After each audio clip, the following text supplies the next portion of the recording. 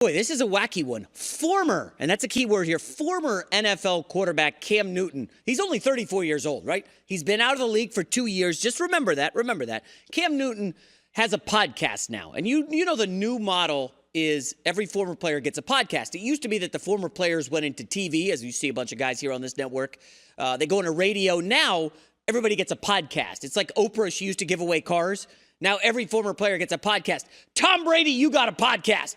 Chad Johnson, you got one. And now Cam Newton has a podcast. And Cam Newton, of course, was a tremendous player. Anytime I kind of beat somebody up, I like to hit him with the positives first. You guys remember Cam Newton, right?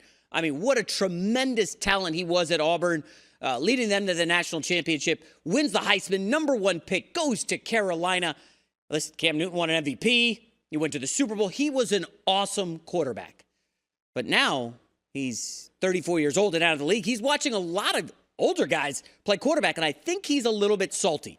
So what Cam Newton did this week was he went after some quarterbacks. He went after Jared Goff, Tua Tagovailoa, and then MVP favorites Brock Purdy and, wait for it, Dak Prescott. First of all, I don't know why he's dressed like a conductor from Thomas the Train. Anybody with kids out there knows who I'm talking about. Cam, that's an interesting outfit.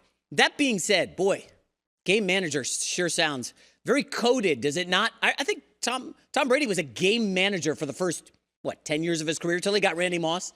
Game manager sounds very code for unathletic. We know Cam Newton in his prime. Holy cow, he would run over defensive backs.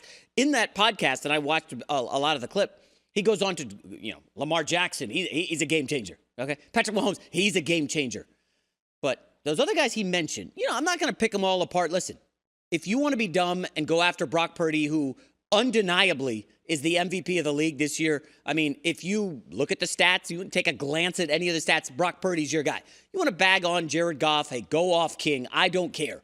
You want to bag on Tua. That's fine. I'm not a huge Tua guy. Are you taking shots at Dak Prescott this year, Cam?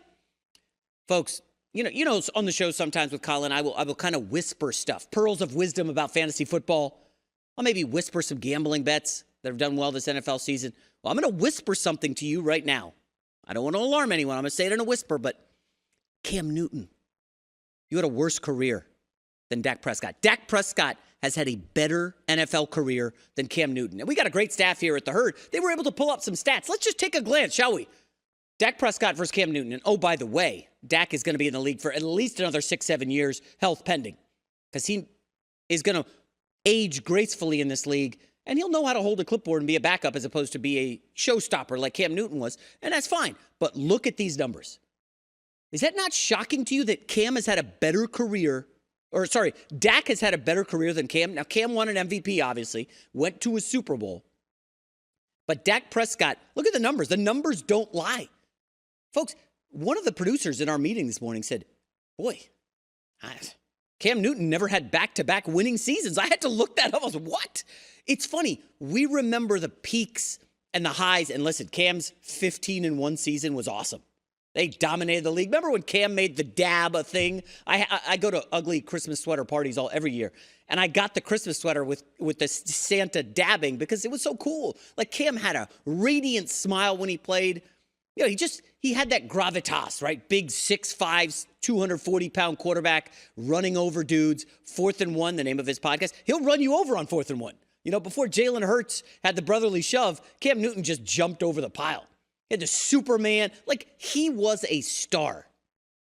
But was he a great quarterback? His peak was outstanding. His peak was tremendous.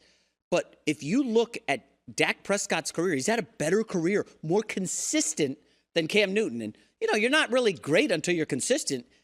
I've been as much of a Dak basher. I've had him fringe top 10 quarterback for a lot of his career.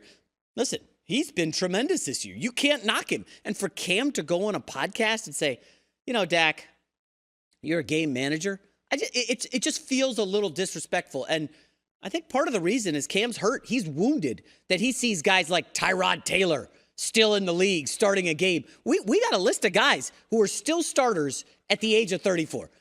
Again, I know we're hitting you with a lot of shocking stuff here early in the show. Folks, Tyrod Taylor has started. Joe Flacco was raking leaves in his yard 2 months ago.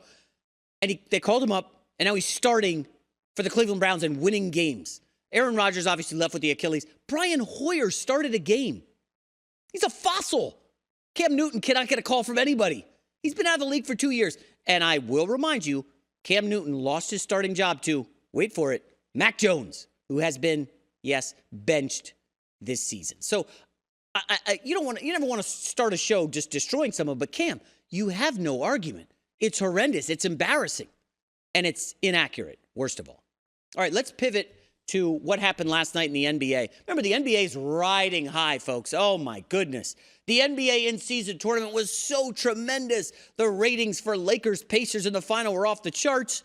LeBron celebrating in the locker room, and here we are 3 days later, and we're talking about Draymond Green punching. And I'm going to call it a punch. I mean, you could call it an unhinged slap.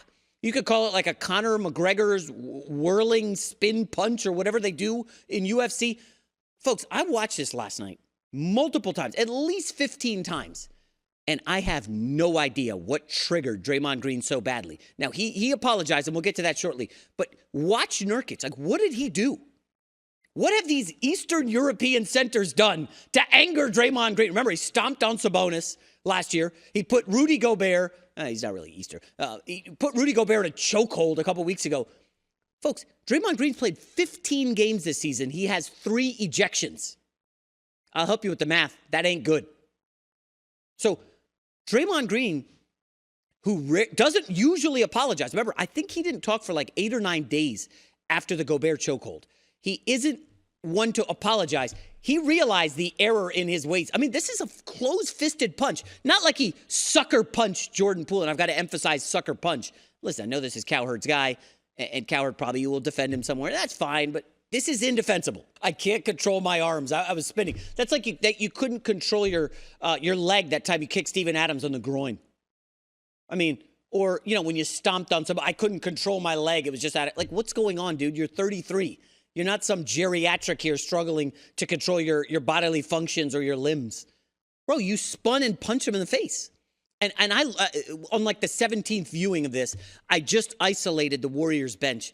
And if you look at the guys, like Andrew Wiggins and a couple other dudes are sitting there, and they're just stone-faced. They're like, oh my gosh, he did it again. Nobody really budges. It's almost at this point like embarrassing. Look at them on the bench. They're just like, ooh, I'm not going to make eye contact with Draymond. Like, come on. So, I don't know. I'm sure everybody's going to have their opinion on what the suspension is, but when the league looks at this, we're talking about a repeat offender, okay? This guy, 3 ejections this season, can't stay out of trouble. What are we looking at? 10 games? 7 games? I don't want to hear this as like, oh, this is just 3 games. You're not selling a call, Draymond. You're punching a dude in the face.